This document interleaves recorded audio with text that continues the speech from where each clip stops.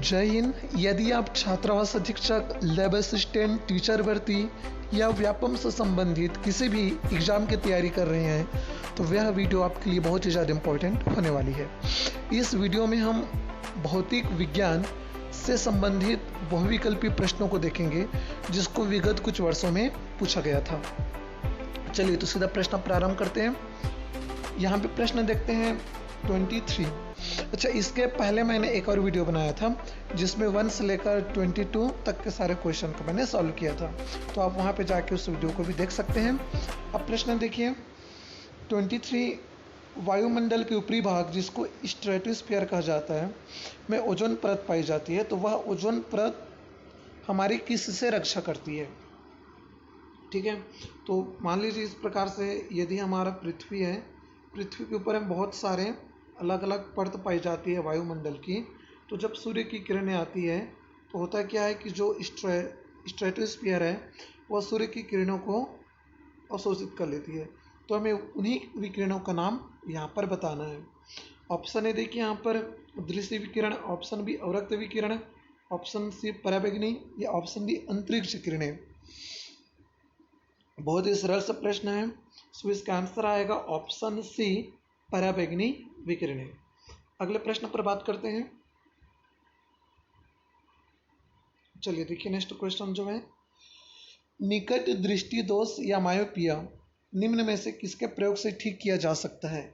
4 option यहाँ पे दिया हुआ है। सबसे पहले बेलनाकार लेंस, ऑप्शन बी उत्तल लेंस, ऑप्शन सी अवतल लेंस या ऑप्शन डी समतल लेंस। तो निकट दृष्टि दोष को पहले आप समझ लीजिए कि इसका तात्पर्य क्या होता है। देखिए निकट दृष्टि दोष में हमें दूर की वस्तु दिखाई नहीं देती, ध्यान से समझिएगा, जस्ट अपोजिट होता है। निकट दृष्टि दोष मतलब कि जिनमें हमें दूर की वस्तु दिखाई नहीं देती है। तो इसमें वास्तव में होता क्या है कि इस प्रकार से यदि हम लोग एक मानव नेत्र बनाएं,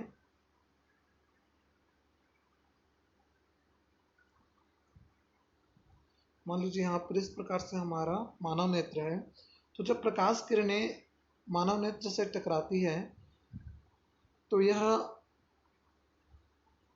रेटिना के पहले ही फोकसित हो जाती है, फोकस हो जाती है, ठीक है ना। तो इसके सामने में हम लोग कौन सा लेंस रखें जिससे प्रकाश किरणें सीधे रेटिना पर फोकस करें? तो इसका आंसर आता है अवतल लेंस।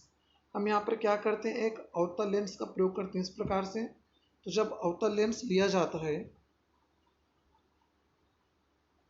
देखिए जब यहाँ पर हम लोग अवतल लेंस लेकर चलें तो उससे क्या होगा कि जो प्रकाश किरणें सीधे हमारे रेटिना पर या पुतली पर फोकस करती है और वस्तु हमें दिखाई देता है।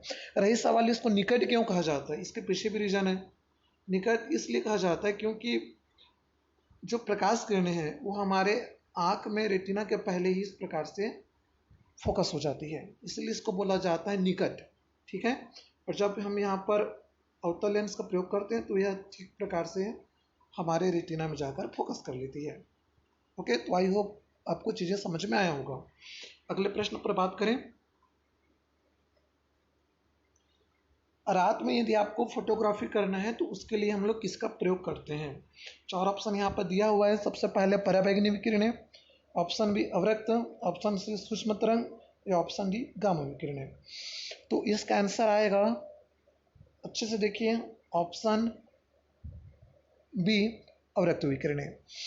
आप स्वयं कभी टेस्ट देखते जाइए कि आपको कितना पता था, आप कितना इसमें जानते थे, ठीक है ना। अगले प्रश्न पर बात करते हैं। पानी के नीले रंग होने का क्या कारण है? 4 ऑप्शन यहाँ पे दिया हुआ है, ध्यान से देखिए। ऑप्शन ए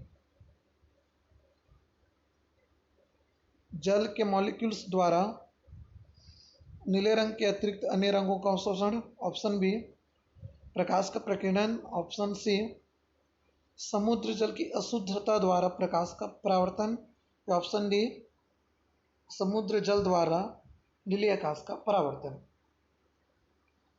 तो लगभग ये रमन प्रभाव से संबंधित है, सो इसका आंसर आएगा ऑप्शन बी प्रकाश का प्रकीर्णन।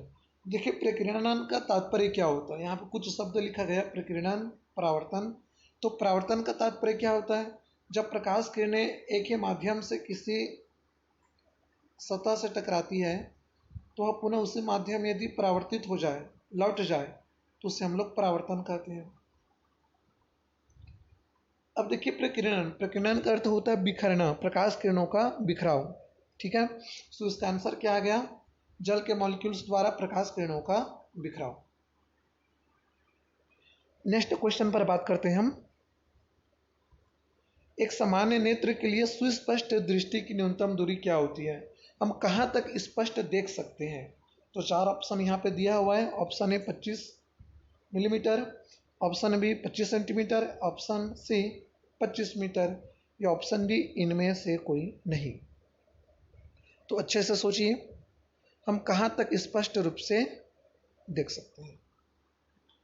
सो इसका आंसर आएगा ऑप्शन बी 25 सेंटीमीटर। हम 25 सेंटीमीटर तक स्पष्ट रूप से स्वस्थ मनुष्य देख सकते हैं। अब अगले प्रश्न पर बात करते हैं, तारों के टिमटिमाने का क्या कारण होता है।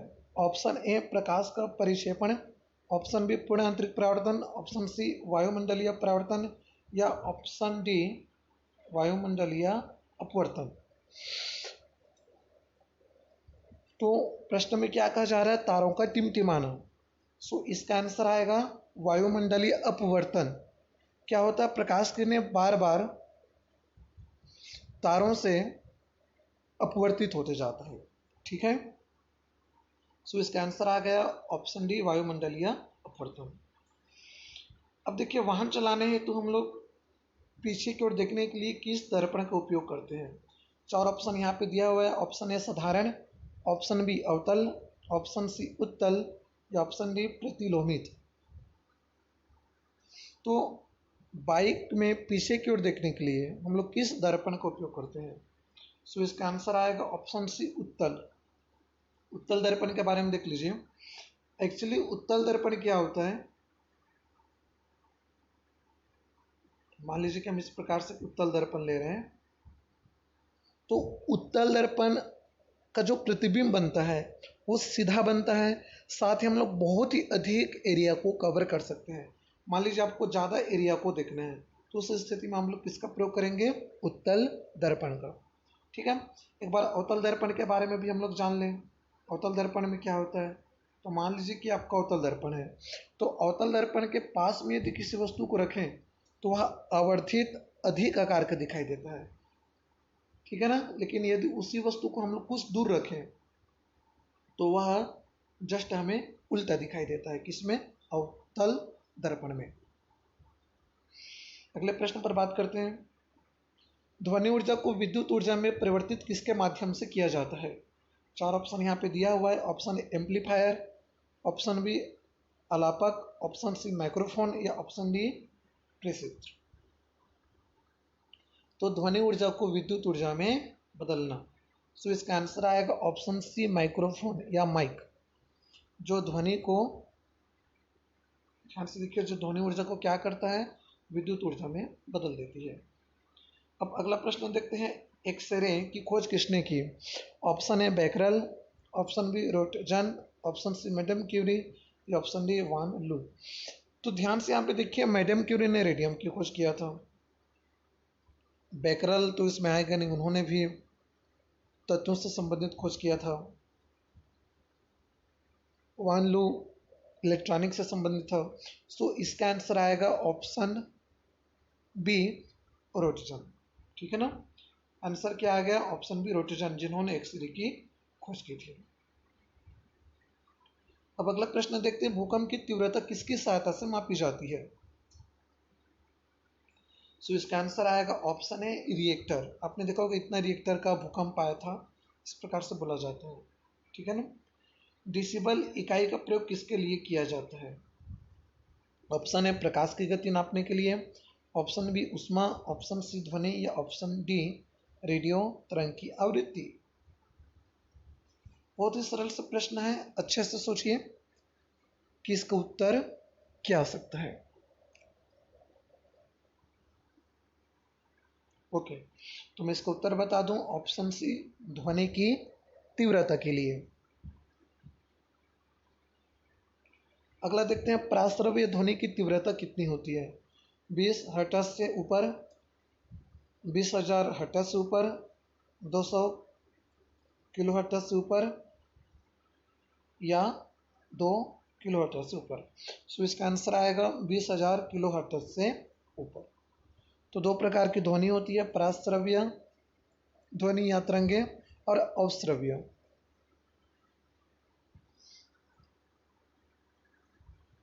20,000 किलो हर्ट्ज से ऊपर को प्राश्रव्य कहा जाता है और उससे कम को अवश्रव्य ध्वनि कही जाती है या तरंग कही जाती है। तो कुछ इंपॉर्टेंट क्वेश्चन को देखते हैं।